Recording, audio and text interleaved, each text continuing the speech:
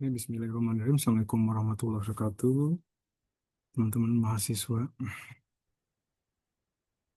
Teknik Informatika Universitas Nusa Kultura Sukabumi. Untuk pertemuan ketiga terkait dengan etika profesi ini, kita mungkin di sini temanya adalah jenis-jenis ancaman di bidang teknologi informasi. Oke, izin untuk share terlebih dahulu untuk paparannya.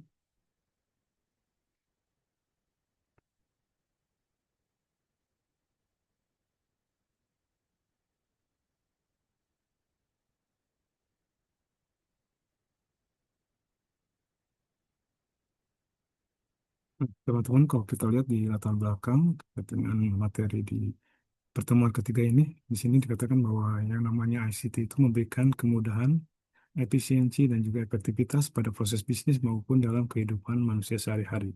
Bahkan yang namanya ICT itu bisa membuka yang namanya kita sebut sebagai horizon baru ya di sini ya.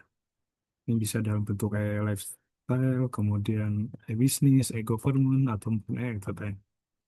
Tetapi biasanya proses bisnis ini akan semakin bergantung pada yang namanya teknologi informasi dan komunikasi. Jadi di sini dikatakan bahwa digital driven-nya ini semakin besar ya. Bukan hanya melek masalah internet, tetapi juga bagaimana kita harus paham dan mengerti ya apa yang kita lakukan itu benar. Kemudian juga ini menarik bibit-bibit kejahatan atau untuk semakin beroperasi gitu kan, semakin banyak orang yang paham teknologi, kemudian dia tidak punya attitude dan mempunyai niat yang tidak baik ya bisa digunakan sebagai alat kejahatan. Kemudian pada dasarnya dengan perkembangan teknologi informasi ini gap-nya itu semakin tinggi ya teman-teman ya.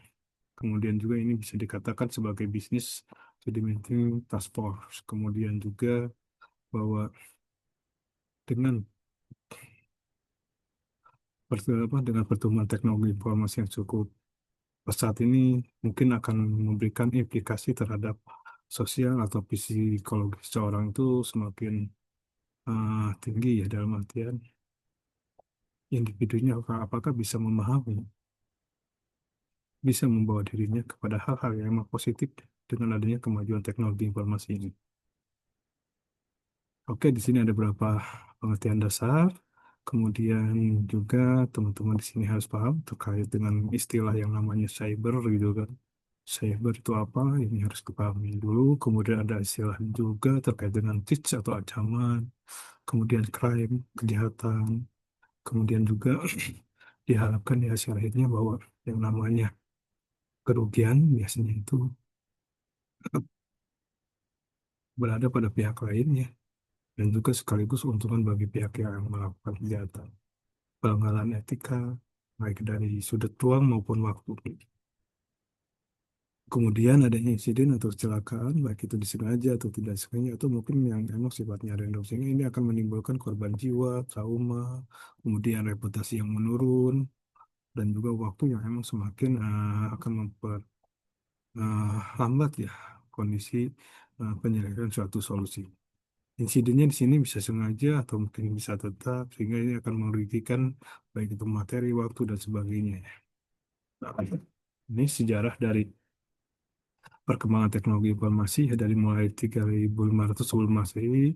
Di sini kita sudah mengenal yang namanya Simpoa ya di Cina itu dia digunakan sebagai alat hitung.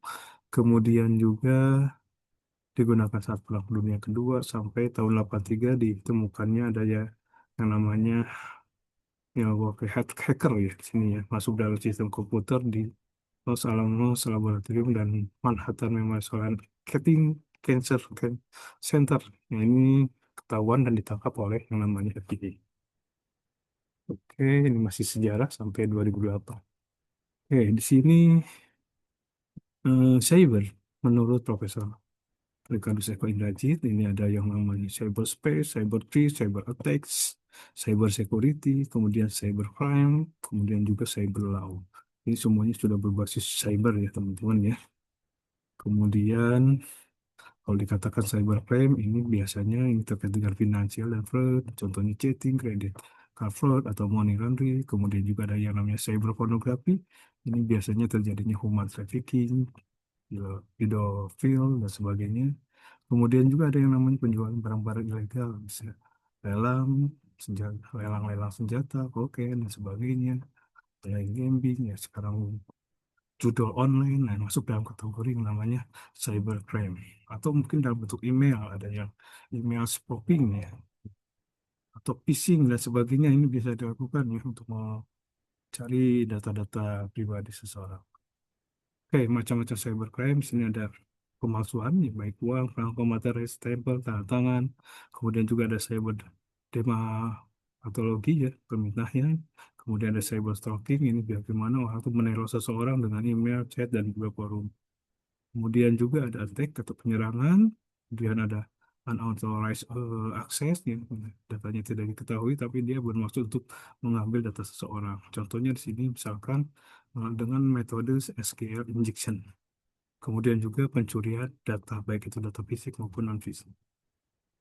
Kemudian ada denial of service juga ya, bagaimana ini mengirim permintaan layanan email dalam waktu yang sangat-sangat apa ya, sesuai dengan ribuan email yang masuk email tersebut, sehingga terjadilah yang namanya deadlock terhadap email tersebut. Ini contohnya ada email bombing, multiple HTTP request, kemudian disco, reboot DOS, kemudian botnet. Kemudian ada virus atau worm, hanya ada biasanya di Windows. Kemudian ada Trojan Text ya. Kemudian ada teknik cyber crime-nya, bagaimana di sini kita bisa memanfaatkan kelemahan dari TCP/IP ya, dengan melakukan yang namanya authentication. Kita bisa melakukan identity, kemudian email spoofing, domain hijacking, kemudian site phishing. Jadi ini teknik-teknik yang bisa kita lakukan karena kita tahu bahwa ada kelemahan di dalam protokolnya. Kemudian pemanfaatan kelemahan protokol, yaitu ada hijacking, kemudian juga kita menggunakan kunci-kunci logatnya kita ambil, kita buat kunci tertentu. Kemudian ada yang lagi marak sekarang menggunakan social engineering. Jadi ini caranya adalah memanfaatkan ketidaktahuan user, kemudian bisa berupa phishing, spear phishing, kemudian program menjadi kawan, padahal dia punya maksud tertentu ya teman-teman. Nah, kemudian apa yang harus kita lakukan? Ini bagaimana kita melakukan peningkatan kesadaran tentang adanya cybercrime. Nah, misalkan ini dari sudut kita lihat dari berbagai aspek ya di sini ya. Pemerintah sudah ada yang namanya Undang-Undang tentang Cybercrime, Telematika, Hak Cipta, Perlindungan Data Pribadi.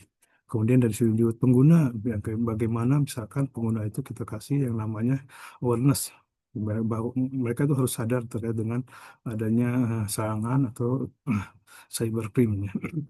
Kemudian melalui ilmuwan atau akademisi, juga bisa melalui konteks bisnis ya teman-teman. Mungkin itu paparan terkait dengan kejahatan-kejahatan di bidang teknologi informasi. Teman-teman, semoga ini bisa menambah wawasan dari teman-teman.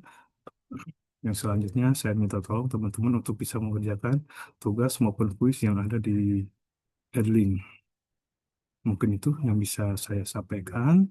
Terima kasih banyak. Wabillahi taufiq wal hidayah. Wassalamualaikum warahmatullahi wabarakatuh.